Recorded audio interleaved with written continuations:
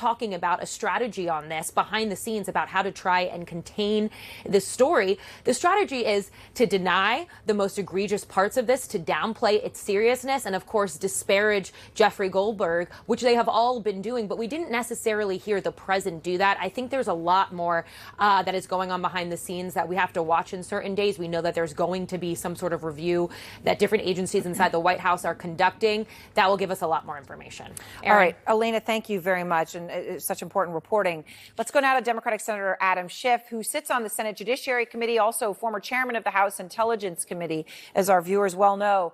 So, Senator, all right, here we are.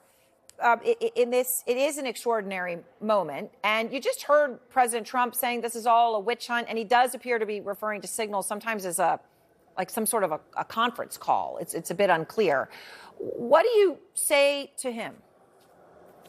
Well, President Truman was the buck stops here. Donald Trump is the buck stops anywhere but anywhere near me. That effort at deflection, I really don't know. I wasn't involved. He's now claiming Hegseth wasn't involved.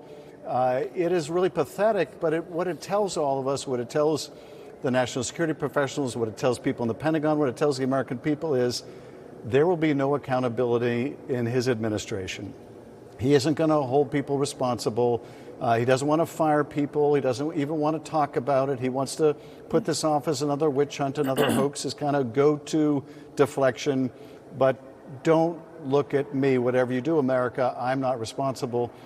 That's just going to breed further mistakes. We can't have any confidence this is going to be rectified if all of those people on that chat are basically saying, there's nothing to see here. Okay, yeah, it should have been classified. They can't even admit that. Jim Himes properly read the very guidance that the intelligence community gives on a discussion exactly like this one. And the DOD guidance, although Tulsi Gabbard tried to deflect, is almost exactly the same. This was heavily classified, or it should have been, and there's no escaping that. Well, and